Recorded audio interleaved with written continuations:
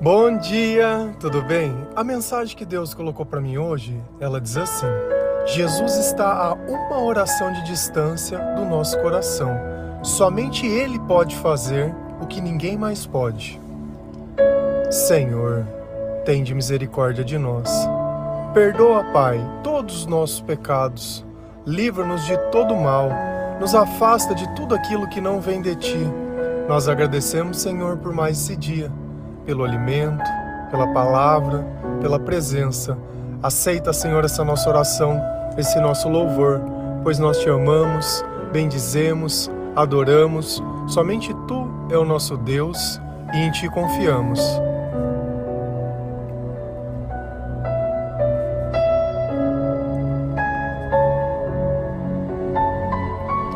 Basta pensar em Jesus, que Ele vem para o nosso lado. Tudo aquilo que nós esperamos sentir está na Sua presença. É curioso que quando nós temos uma doença, nós sempre buscamos um tratamento. E existe uma doença espiritual que chama pecado. Porém, essa nós não queremos tratar. Nesse caso, nós preferimos acreditar que os nossos sonhos vão resolver os nossos pecados. Quando casar eu paro. Quando acontecer isso vai se tornar. Quando eu for mãe, aí vai dar certo. Como se isso fosse algo que a gente pudesse tirar de nós. Como se fosse uma roupa que nós colocamos na máquina, batemos e limpamos. E não funciona assim. A espiritualidade, ela está além do nosso controle. Nós não podemos ver, mas podemos sentir. E nós deveríamos estar procurando a cura dessa doença. Mas ao invés disso, nós estamos procurando os nossos próprios interesses. Todos nós sabemos que vamos morrer um dia. Mas você tem a certeza que depois da sua morte, você será salvo? E Jesus é aquele que dá essa certeza dentro do nosso coração. Você entregou o amor para uma pessoa, e essa pessoa te disse não. Eu não te quero mais, eu não te amo mais. Você não faz mais parte da minha vida e nem dos meus sonhos. E é como se o mundo tivesse acabado para você. Claro, chamou de amor o que não era amor, e nós nascemos para amar, então qual é o propósito da minha vida? E se não for assim, o que eu vou fazer? O que será de mim? E aí a gente bebe. A gente procura soluções, a gente tenta ficar doido, a gente se dopa para não conseguir entender que alguma coisa está errado. A doença não é no corpo, é na alma. O amor está em Deus e não nas pessoas. E essa é a oportunidade de você entender isso. Porque enquanto você continua buscando os teus interesses e achando que é uma questão de sorte ou de azar, porque eu vou encontrar a pessoa certa, você não vai encontrar ninguém. Porque na escuridão nós não encontramos ninguém, nós imaginamos as pessoas. O encontro existe onde existe luz, e sem Jesus, a luz, ela não existe. E nós precisamos a começar a nos relacionar com Deus, a nos relacionarmos com Jesus Cristo, a entendermos que existe uma doença que chama pecado, e essa doença, ela está nos matando, ela está roubando tudo aquilo que nós temos. Aquela vida em abundância que Jesus pode nos dar, o diabo rouba todos os dias.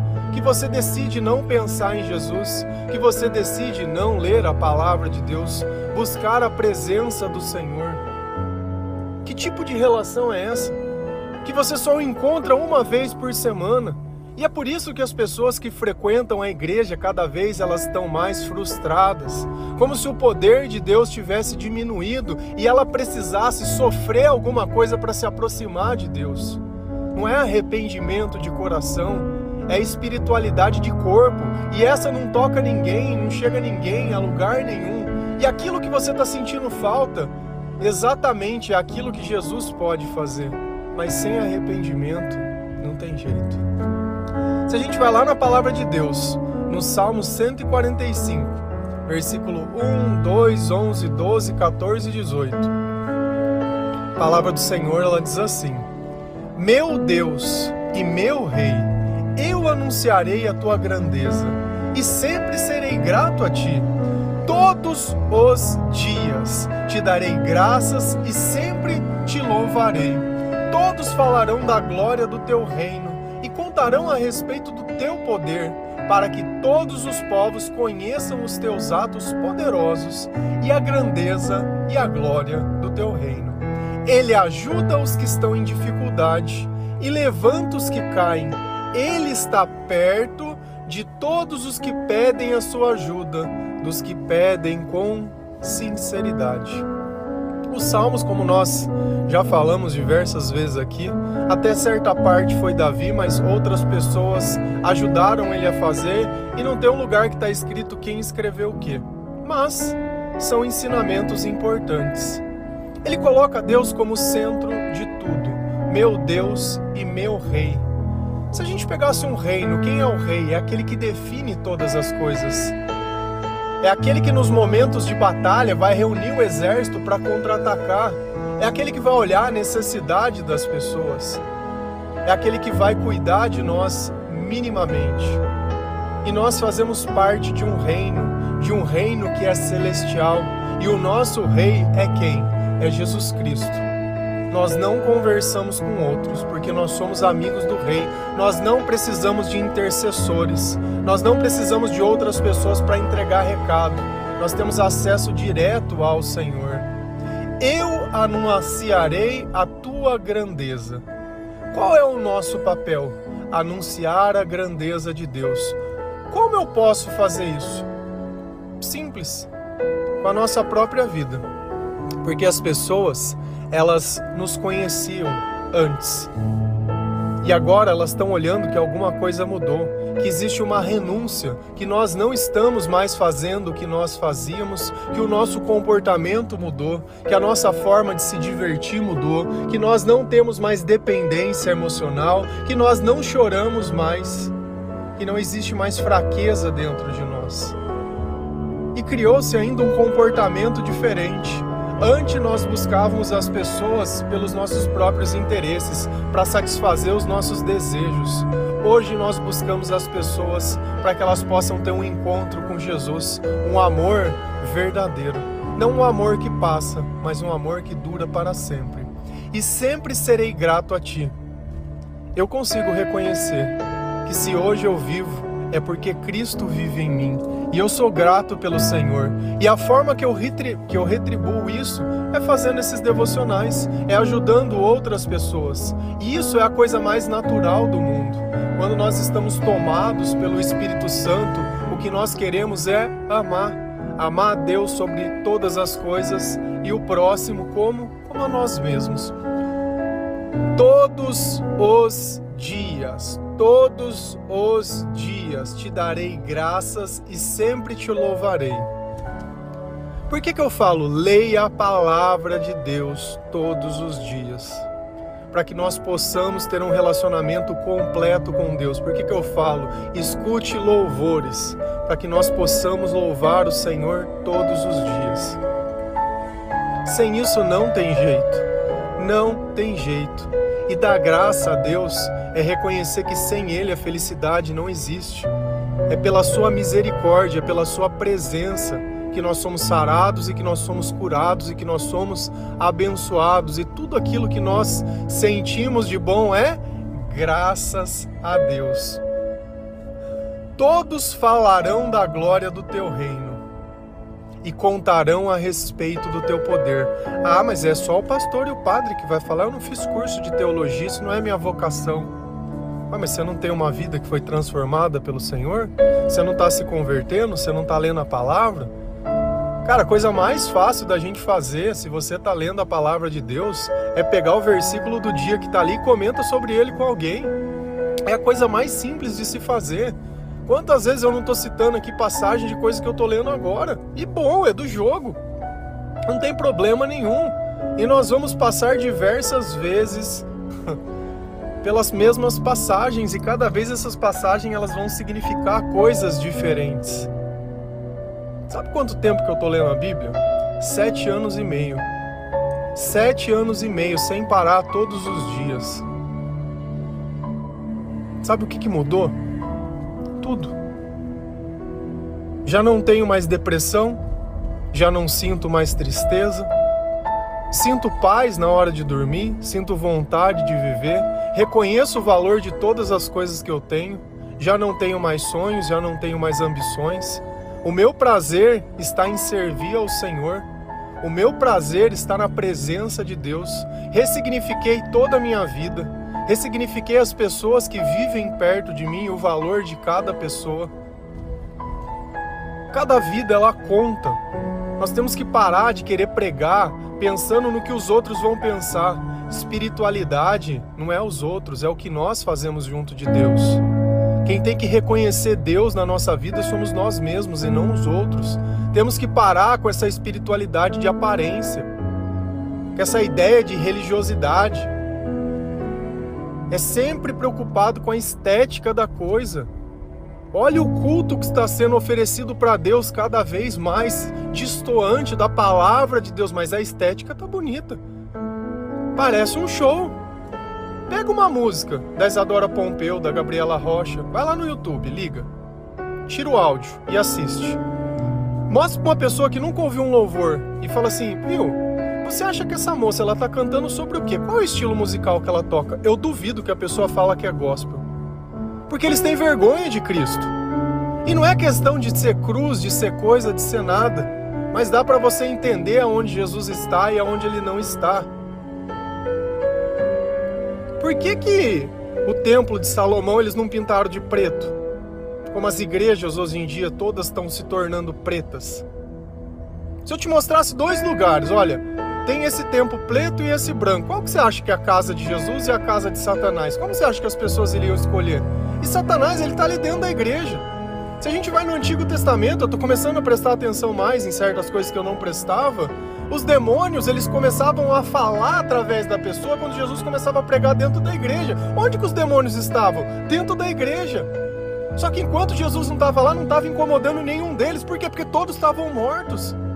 Todos estavam mortos. Todos estavam mortos. E aonde Jesus passava, os demônios se manifestavam. É por isso que tem gente que fica brigando com você e pegando no teu pé e falando. Cara, depois que Jesus batizou, você sabe o que aconteceu? Ele foi pro deserto, ficou 40 dias com o demônio enchendo a cabeça dele. Então não pensa que no começo da nossa conversão não vai ter tribulações. Vai ter muitas tribulações. Vai chegar com o demônio câncer e falar, cara, esse eu já perdi. Esse já não é mais meu.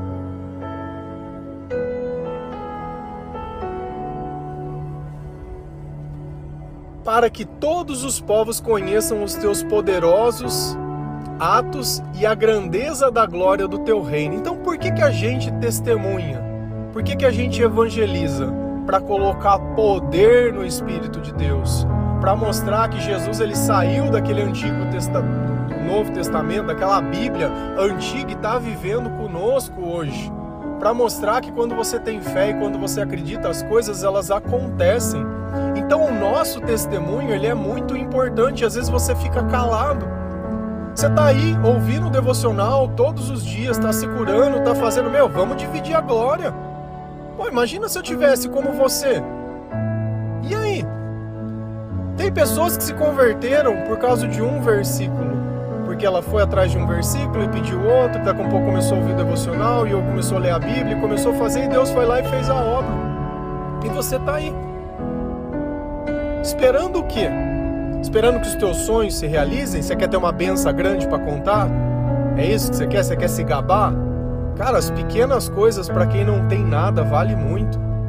Nós temos que parar com esse senso de grandeza, porque nós somos miseráveis e nós não temos nada. Se você vive no meio de uma escuridão, uma pequena vela, um LED, se você está dentro de um quarto escuro, um LED de uma televisão lá dentro vira um dia. Depois de tanto tempo que você está lá dentro, aquele LED você consegue enxergar tudo. Para de achar que é a intensidade que nos faz ver e descartar qualquer tipo de luz. Na escuridão, toda luz conta. Toda luz conta. Ele ajuda os que estão em dificuldades e levanta os que caem. Quem pode nos ajudar? É Jesus. Não existem outros. E quando Jesus ajuda é quando? Quando nós estamos caídos. Então nós sempre vamos procurar a Deus quando nós estamos caídos. E a palavra diz ainda que o justo caia 7 vezes, ele vai levantar 8. Então nós vamos cair, podemos cair quantas vezes for necessário, mas nós sabemos quem que vai nos levantar. não são as pessoas, não são os nossos sonhos, não é Deus dar aquilo que nós queremos, não é acontecer o que eu acho ou deixo de achar, não é nada. Quem nos levanta é Deus pela sua presença e não pelos acontecimentos. Ele está perto de todos os que pedem a ajuda, dos que pedem com sinceridade. E aqui está a frase: Jesus está a uma oração de distância do nosso coração. E o Salmo diz: Ele está perto de todos que pedem a sua ajuda. Quando eu oro, eu estou pedindo a ajuda de Deus e Ele vem para perto de mim. Engana aquele que acha que Deus está ali como um bonequinho esperando a vontade dele. Ele não está. Deus habita nos louvores. Deus habita nas orações, mas com sinceridade. E sinceridade é dizer a verdade. E toda a verdade passa pelo arrependimento. Porque se eu não me arrependo das coisas que eu faço, se eu não me arrependo de fazer diferente que a palavra ensina, tem alguma coisa errada com o meu coração. Porque o meu comportamento pode mostrar algo. Mas é no momento que eu sou exortado por alguém através da palavra de Deus que eu mostro se Jesus está dentro do meu coração. Porque tem gente que se corrige e se torna melhor. Tem outros que reclamam e acham que a culpa, olha de novo quem apareceu, a culpa é da outra pessoa. Que não está sabendo te ver, não está sabendo te enxergar, porque o outro é isso, o outro é aquilo. E voltamos novamente no ciclo do pecador, onde o pecado não é meu, é do outro. E aí o que vai acontecer quando nós começamos a testemunhar, quando nós começamos a viver cheio do Espírito Santo? Aquele que nos levanta vai usar nós para levantar outras pessoas através do nosso testemunho. Se a gente vai lá em Isaías 35, versículo 4 a 6 e 10, a palavra diz assim: Digam aos desanimados, não tenham medo, animem-se, pois o nosso Deus está aqui. Ele vem para nos salvar, Ele vem para castigar os nossos inimigos.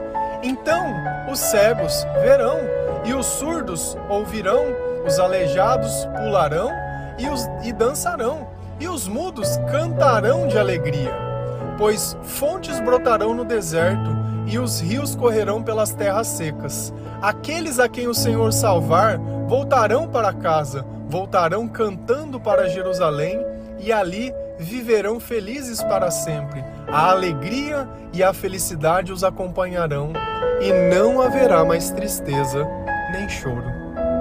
Isaías era um profeta, e ele previu com muita exatidão diversas coisas que aconteceram com Jesus, mas centenas de anos antes. E essa passagem, se você puder reconhecer, ela está falando de Jesus. E ela está falando também do sentimento do povo. E daquilo que nós devemos dizer e a quem nós devemos dizer. A quem? Aos desanimados. Quantas pessoas não falam: nossa, eu estou cansado, eu não aguento mais. Eu não aguento mais. Eu não aguento mais. Vinde a mim, todos que estáis cansados e sobrecarregados, e eu vos darei alívio. Essas palavras são de Jesus. E esse é o convite que ele faz aos cansados. E é isso que Jesus está dizendo, para que nós possamos conversar com essas pessoas que estão reclamando disso. E às vezes na nossa solução, que a pessoa está ali falando que está cansada, vai para a praia, amiga, vai descansar um pouco. Como se o cansaço fosse algo físico e não espiritual. É duro quando espiritualmente nós estamos mortos, que nós não conseguimos discernir nada que é espiritual, principalmente os sentimentos. Não tenham medo. Então o medo é um sentimento do quê? Da presença de Deus ou da ausência de Deus? Animem-se. É um sentimento da presença de Deus ou da ausência? Se a pessoa está desanimada e sentindo medo, você acha que Jesus está perto ou está longe? Então, se ele está dizendo não tenha medo e anime-se, qual é a razão que eu não tenho esses dois sentimentos? Porque o nosso Deus está aqui. Então aqui olha para você ver que os nossos sentimentos, eles acusam a presença e a ausência de Deus. E eu sempre falo isso, sempre. Quando você estiver se sentindo mal, sentir Presença ou ausência, a bússola. Se você está sentindo frio, você pega uma blusa, você entende que a blusa tira aquele sentimento, tira aquele desconforto. Quando você estiver sentindo mal, ore para que Jesus ele venha para perto de você e aquele desconforto ele vai passar. Ele vem para nos salvar, ele vem para castigar os nossos inimigos. Tem coisas que nós ficamos obcecados, que nós queremos ficar praticando o mal. Por que a gente não consegue perdoar? Porque a gente acha que a pessoa precisa pagar alguma coisa. Que aquele mal tem que ser retribuído, porque ela não tinha o direito, porque isso, porque você é uma pessoa muito boa, muito pura, porque você ajudou demais, você amou demais, você se entregou demais, você entregou X anos da sua vida, porque a pessoa é isso e aquilo e... Cara, você veio com interesse, o diabo veio com astúcia. Ele colocou naquele lugar teu e pronto, acabou. O que você tá querendo? O quê? Quer chorar por quê? Só que Jesus ele tá falando, eu vim aqui para te salvar. Deixa que os teus inimigos eu vou castigar. Fica tranquila, você não tem que fazer mais nada. Vamos cuidar da tua salvação, que você tá indo pro inferno. E você tá ainda preocupado com as pessoas que vão pro inferno também. Quer ficar? Você tá tão querendo não estar com essa pessoa que você vai passar a eternidade no inferno junto com ela. Vamos cuidar da tua salvação? E olha que interessante. Isaías, ele deu indicativos de Jesus. E a gente lê lá no Novo Testamento e vê quem que Jesus curava? Cegos, coxos, aleijados, surdos. Olha a profecia. Então os cegos verão, e os surdos ouvirão, os aleijados pularão e dançarão, e os mudos cantarão de alegria. Jesus fez todas essas coisas. E aonde estava o nosso Senhor? Como que eu identifico o meu rei? É quem tem o poder de fazer essas coisas. E o único que fez isso foi Jesus. Não tem outro. E assim nós reconhecemos quem é o nosso rei. Às vezes a gente vê histórias de filmes onde as pessoas dizem, o rei vai ser assim, vai ter uma marca assada, vai acontecer isso e não sei o que. Estamos identificando. O único que fez isso. O único que fez. Mas como que você sabe? Ninguém pregaria alguém numa cruz por uma história. Alguma coisa aconteceu lá. Que isso é fato, é fato. Até aqueles que discordam de Jesus concordam que ele viveu nessa terra. Até o nosso calendário diz isso. Nós estamos em 2024 depois de Cristo. Então não tem como a gente olhar e falar que não. É sim, é sim. Pois fontes brotarão no deserto e rios correrão pelas terras secas. Você sabia que isso está acontecendo hoje? Essa promessa está se cumprindo lá? Está acontecendo esse tipo de coisa em Israel? Se você começar a pesquisar, você vai ver que o sobrenatural e as promessas, elas continuam acontecendo. É que talvez você esteja mais interessado na vida dos outros, em tentar passar um filtro numa foto, em tentar mostrar ser quem você não é. Está mais preocupado com a estética que com o conteúdo. Para você o importante não é que a página, o livro não tem nenhuma folha escrita, o importante é a capa. Porque ninguém vai ter coragem nem de abrir para ler. As pessoas hoje elas estão tão rasas e são tão descartáveis que elas param na capa. E só, é só. Aqueles a quem o Senhor salvar voltarão para casa, voltarão cantando para Jerusalém e ali viverão felizes para sempre. Então nós que somos resgatados pelo Senhor, nós vamos voltar para casa. E a nossa casa não é aqui, nós não somos desse mundo. Nós vamos voltar para casa. Nós sabemos quem é o nosso Senhor. Nós estamos ajudando outras pessoas a fazer o quê? A voltar para casa. E aquilo que eu disse, de não sentir mais tristeza. E ali viverão felizes para sempre. E eu estou feliz porque eu encontrei alguém, eu sou feliz porque eu sou bem casado, eu sou feliz porque eu sou aceito, sou feliz porque eu sou rico, eu sou feliz por isso, ou eu sou feliz porque Jesus está comigo. Você olha que aqui só tem uma condição, não tem outra. Não adianta você querendo ficar criando sonho e meta. Teu sonho e a tua meta vai te levar para o inferno, não vai para lugar nenhum. O máximo que você vai encontrar é uma droga nova e mais nada. Você já percebeu que hoje em dia, né, é engraçado, quanto mais a gente vai evoluindo as coisas, a gente vai aprendendo. Porque sem Deus não existe satisfação. E sem Deus a gente acha que é a quantidade que vai fazer a diferença, e não a qualidade, e não o conteúdo. Como se a quantidade pudesse mudar a qualidade. Se eu pegar 1 grama de ouro, é ouro. Se eu pegar 1 quilo de bronze, é bronze. Se eu pegar 2 quilos de bronze, continua sendo bronze. Então aquilo que não me satisfaz, não importa a quantidade, vai continuar não me satisfazendo. Então na tua cabeça você pode achar que é uma fantasia, que é isso, que é aquilo, porque daí eu vou sentir aquilo que você não sente com 1, você não vai sentir com 2, com 3.